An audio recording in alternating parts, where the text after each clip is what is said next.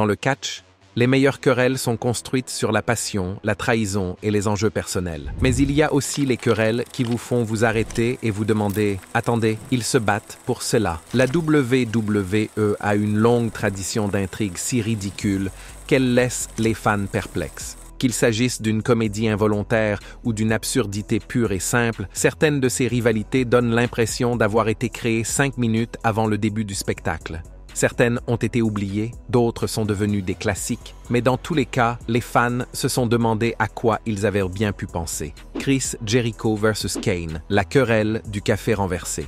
Commençons par l'une des raisons les plus étranges d'une querelle sanglante, une tasse de café renversée. Les querelles de catch professionnels portent généralement sur des championnats, des trahisons et des rancunes personnelles. Mais en 2000, la WWE nous a offert une rivalité déclenchée par une tasse de café renversée. Et non, il ne s'agissait pas d'une séquence comique, mais d'une véritable guerre de plusieurs mois entre Chris Jericho et Kane. Tout a commencé en coulisses lors d'un épisode de Rio is War, alors que Chris Jericho faisait la promotion de sa prochaine tournée avec Fozzy. Mais dans son excitation, il a accidentellement heurté Kane, lui renversant une tasse de café brûlant sur la tête. Au début, Y2J a essayé d'arranger les choses, disant même en plaisantant « J'espère que tu ne t'es pas brûlé ». Mais pour The Big Red Machine, ce seul mot, brûlé, l'a mis hors de lui. Kane, dont toute l'histoire tourne autour du traumatisme d'avoir été brûlé dans son enfance, a perdu les pédales. Il a renversé une table de restauration, effrayant tout le vestiaire, et à partir de ce moment, Chris Jericho est devenu sa nouvelle cible. Kane a fait connaître ses intentions plus tard dans la soirée. Il a pris d'assaut le ring pendant le match de championnat européen de Jericho contre William Regal. Au lieu de se soucier du titre, Kane a étranglé Y2J, lui faisant perdre le match et donnant le coup d'envoi officiel de leur querelle. À partir de là, les choses sont devenues encore plus étranges. Une semaine plus tard, Kane est apparu à Raw pour une interview. Et au lieu de se concentrer sur la vengeance de l'incident du café, il s'est soudain mis à fulminer sur la façon dont il détestait les beaux gosses comme Jericho. Car apparemment, cela faisait aussi partie de ses motivations. Les deux hommes se sont affrontés à plusieurs reprises, Jericho prenant sa revanche en frappant Kane avec une chaise en acier lors de son match pour le titre Hardcore contre Steve Blackman. Kane réplique en étranglant Jericho à travers une vitre, ce qui donne lieu à un match brutal au Survivor Series 2000, où Kane remporte la victoire. Mais la rivalité ne s'arrête pas là. La WWE l'a prolongé d'1 mois, ce qui a débouché sur un match Last Man Standing à Armageddon 2000.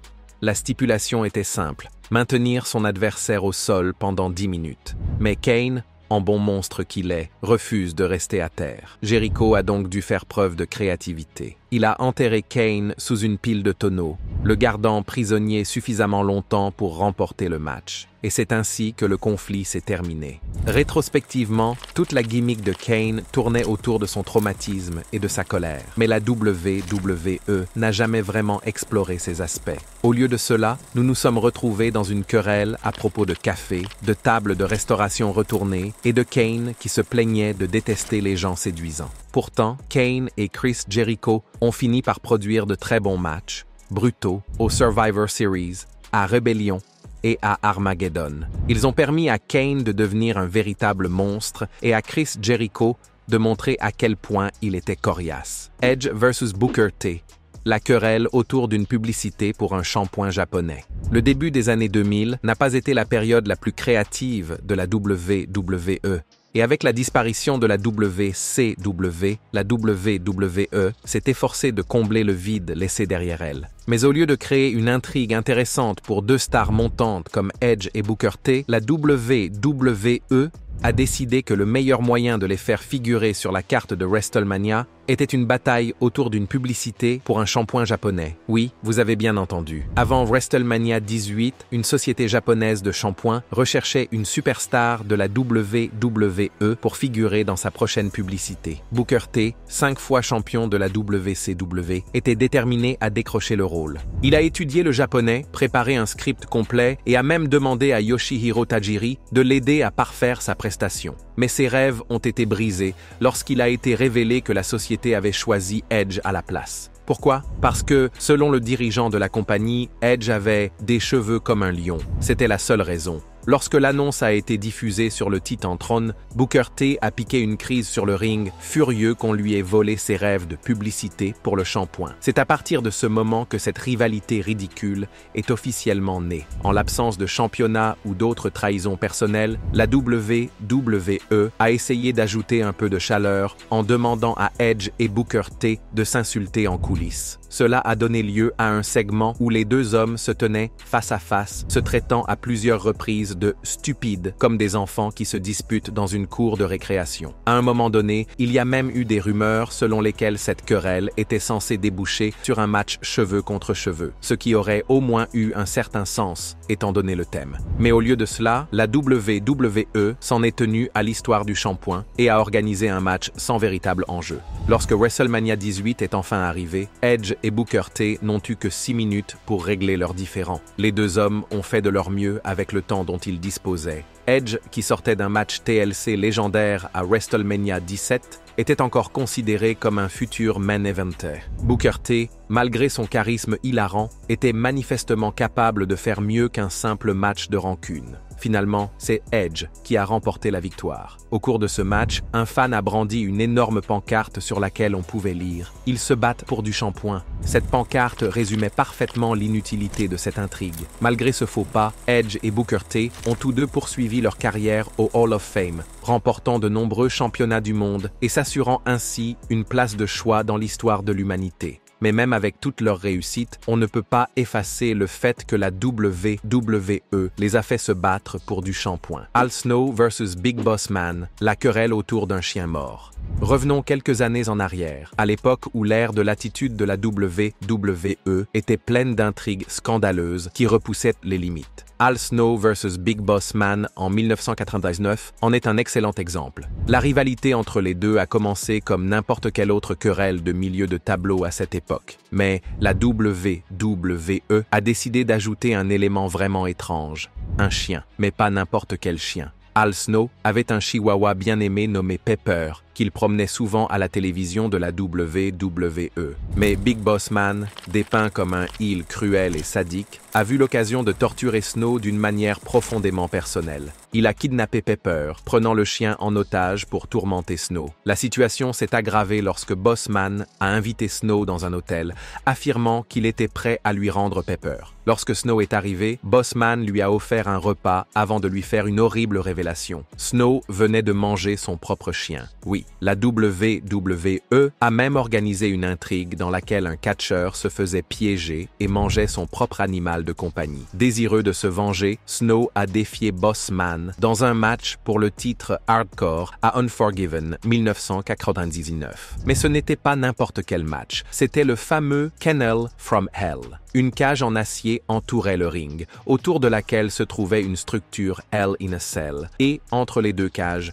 de vicieux Rottweilers destinés à empêcher toute évasion. Sur le papier, ce match s'annonçait brutal et intense. Dans la pratique, ce fut un véritable désastre. Tout d'abord, les chiens étaient tout sauf vicieux. Au lieu de grogner et d'attaquer, ils étaient complètement désintéressés, et on les voyait souvent se promener sur le ring ou aboyer au hasard. À un moment donné, Snow a essayé de convaincre un chien de mordre la main de Boss Man, mais le chien l'a complètement ignoré.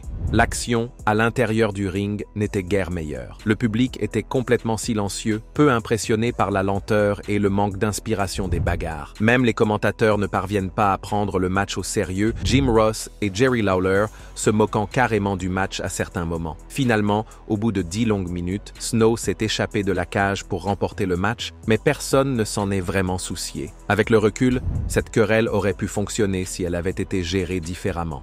Al Snow lui-même a admis qu'il y avait du potentiel. Si la compagnie n'avait pas laissé tomber la balle, je pense que cela aurait pu être, en ce qui concerne la relativité, je pense que cela aurait pu être une intrigue vraiment étonnante. Au lieu de cela, nous avons eu droit à l'un des angles les plus absurdes de l'histoire de la WWE, couronné par l'un des pires matchs de gimmick jamais organisés. On peut dire sans risque de se tromper qu'il s'agit d'une rivalité que la WWE préférerait que vous oubliez. Chris Jericho versus Fandango, une querelle de noms. Et voilà, Encore une histoire où Chris Jericho est impliqué. En 2013, Chris Jericho était déjà une légende dans le monde du catch. Plusieurs fois champion du monde, futur Hall of Famer et l'un des athlètes les plus charismatiques de l'histoire de la WWE. Il avait passé des années à se solidifier en tant que pierre angulaire de l'industrie. Mais malgré tout cela, la WWE a souvent eu du mal à lui trouver des conflits significatifs lorsqu'il revenait pour de courtes périodes. Et à WrestleMania 29, ils lui ont donné l'une des rivalités les plus étranges de sa carrière. Une querelle qui a commencé parce qu'il s'est moqué de la façon dont son adversaire prononçait son propre nom, Fandango. Avant 2013, Johnny Curtis flottait depuis des années dans le système de développement de la WWE, sans jamais parvenir à percer dans le roster principal.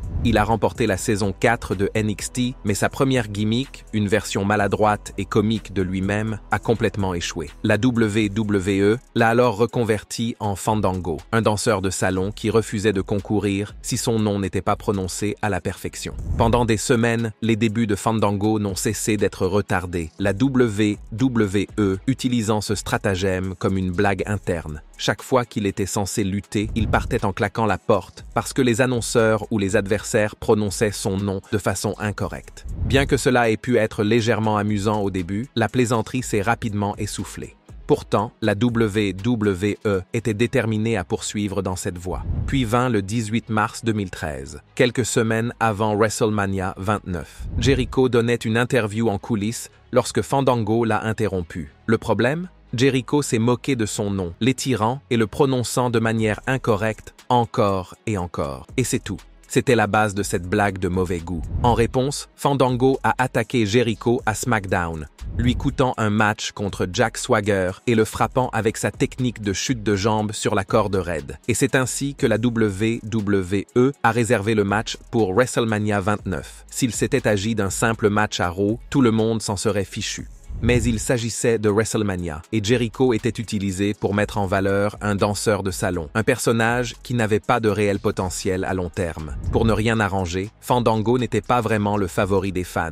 Les foules s'étaient déjà retournées contre lui pendant la préparation, les fans de Philadelphie scandant bruyamment « You can wrestle ». La WWE n'a pas tenu compte de ces réactions et est allée de l'avant, espérant que son thème d'entrée et son numéro de danse feraient de lui une star. Et dans l'une des décisions les plus déconcertantes de la soirée, Fandango a gagné. La victoire de Fandango sur Chris Jericho était censée le propulser vers la célébrité. Au lieu de cela, elle n'a mené nulle part. En l'espace de quelques mois, il est devenu inutile en milieu de tableau, prouvant que la WWE avait gaspillé le retour de Jericho dans une querelle qui n'aurait jamais dû avoir lieu. En revanche, Jericho venait de participer à l'un des plus grands matchs de WrestleMania l'année précédente, contre CM Punk à WrestleMania 28. Et pourtant, un an plus tard, il perdait contre un débutant à la gimmick loufoque dans un match qui n'avait rien à faire sur la carte de WrestleMania. Pour de nombreux fans, cette querelle reste l'une des plus étranges de la carrière de Jericho, non pas à cause du match lui-même, mais en raison de l'absurdité de l'intrigue. CM Punk versus Drew McIntyre, une querelle sanglante autour d'un bracelet d'amitié. Certaines rivalités sont le fruit d'années de tension, de rancune personnelle ou d'aspiration à un titre de champion.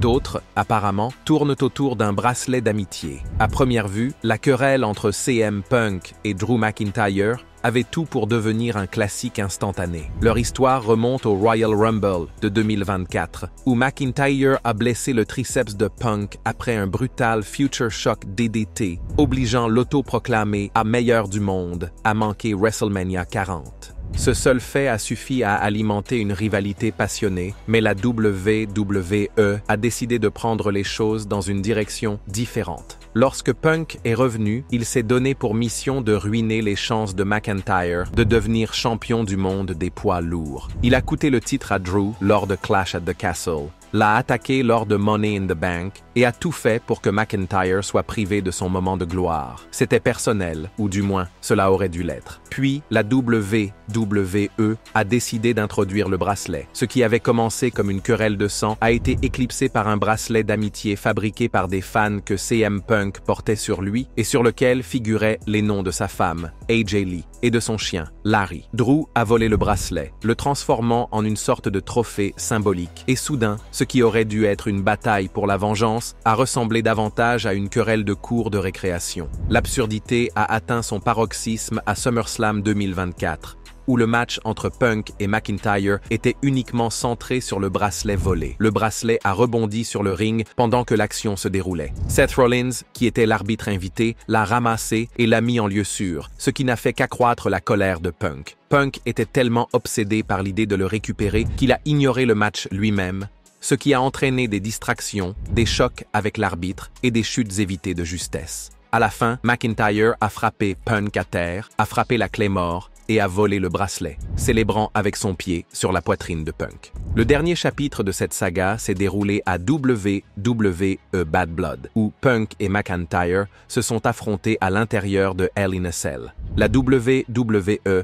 a doublé le bracelet d'amitié en l'utilisant pour remplacer les punaises dans ce qui aurait dû être l'un des matchs les plus violents de l'année. Était-ce unique? Bien sûr, mais cela a aussi laissé beaucoup de gens se demander pourquoi un bracelet était le point central d'une rivalité brutale qui a duré des mois. Pour ne rien arranger, la WWE a tenté de tirer profit de cette histoire en vendant des répliques de bracelets sur WWE Shop sans même en informer le fan qui les avait fabriqués. Après avoir essuyé des réactions négatives, la WWE a retiré la version portant les noms d'AJ et de Larry et l'a remplacée par une version portant simplement l'inscription CM Punk. Cette rivalité aurait dû être un combat décisif pour la carrière de deux des catcheurs les plus passionnés et les plus intenses de l'industrie. Mais en fin de compte, quelle que soit la brutalité des matchs, il est difficile de prendre une querelle au sérieux lorsque l'un de ses principaux arguments de vente est un bracelet d'amitié volé. Pourtant, cette saga a connu une fin heureuse. La fan en question a assisté à Bad Blood,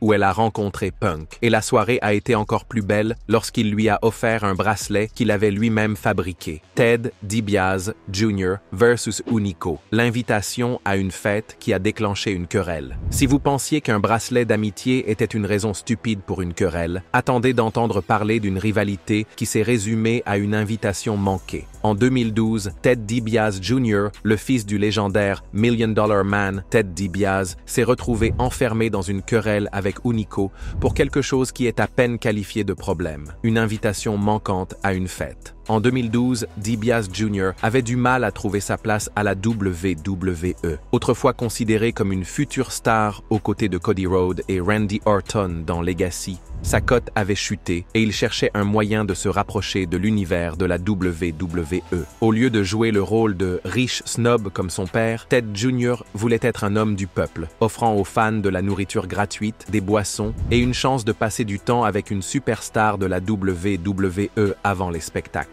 C'était une chose étrange, mais inoffensive, jusqu'à ce que Hunico s'en mêle. Au début, c'est Jinder Mahal qui a confronté DiBiase, lui reprochant de gaspiller sa richesse en passant du temps avec les gens du peuple au lieu de vivre dans l'opulence. Cette querelle n'a pas duré longtemps, mais Hunico est arrivé. Hunico, qui jouait le rôle d'un voyou stéréotypé, équipé d'un vélo lowrider et de son homme de main Camacho, était profondément offensé. Non pas parce que DiBiase était riche, non pas parce qu'il distribuait de la nourriture gratuite, mais parce qu'il n'avait pas été invité. Hunico était furieux de ne pas avoir été invité à une fête à laquelle tout le monde pouvait se présenter. La raison n'était pas très convaincante, mais la WWE l'a retenu. Les deux hommes ont commencé à s'échanger des victoires à SmackDown et dans les house shows, Hunico remportant la plupart de leurs affrontements. Cependant, leur rivalité passionnée n'a pratiquement pas été prise en compte par les fans, qui ne se sont pas souciés de cette querelle qui n'en était pas une. C'était en effet une fin oubliable pour une feud oubliable.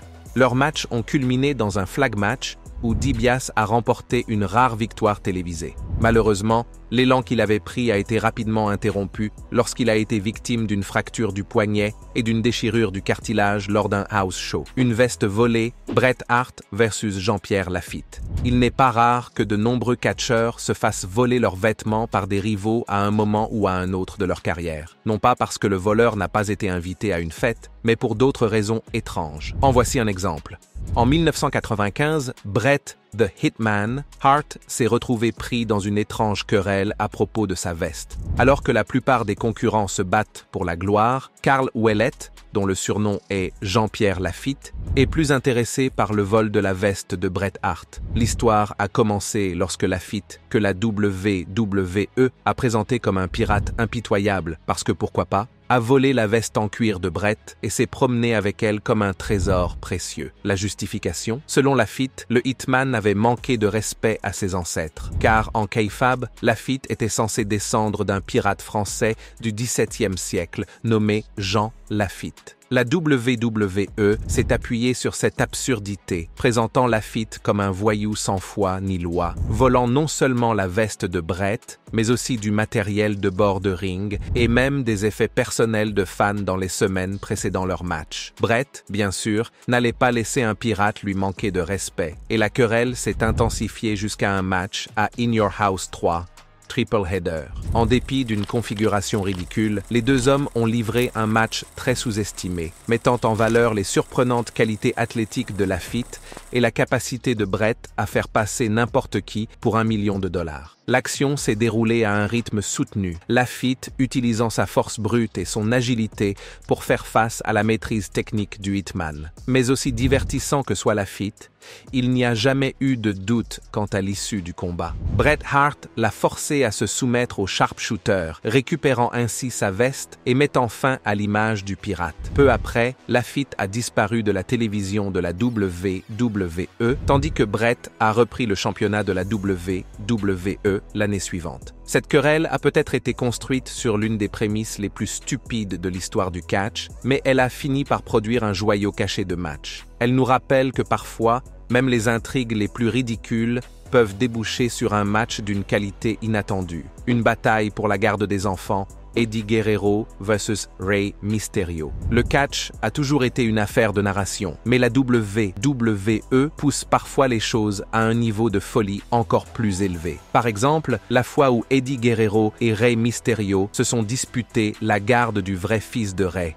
Dominic. Oui, vous avez bien entendu. Une histoire de catch où le vainqueur n'a pas seulement eu la main levée, il a obtenu la garde légale d'un enfant. La querelle entre Mysterio et Guerrero a commencé comme une rivalité amicale au début de l'année 2005, Rey remportant plusieurs victoires sur son ami de longue date. Mais les choses ont rapidement pris une tournure sombre lorsque Guerrero, frustré par ses défaites, a révélé un secret choquant. Il a soudainement affirmé qu'il était le véritable père de Dominic. Selon Eddie, il avait engendré Dominic pendant une période difficile de son mariage et, par gentillesse, avait donné l'enfant à Rey et à sa femme, Angie, pour qu'il l'élève, comme s'il était le leur. Semaine après semaine, Guerrero a nargué Mysterio, menaçant d'exposer la vérité à Dominic et de l'emmener. À un moment donné, Eddie a même essayé de forcer Dominic à l'accepter comme son père, ce qui a donné lieu à des scènes vraiment gênantes où Dominic, terrifié, s'est retrouvé au milieu du drame. Cette querelle a atteint son paroxysme à SummerSlam 2005.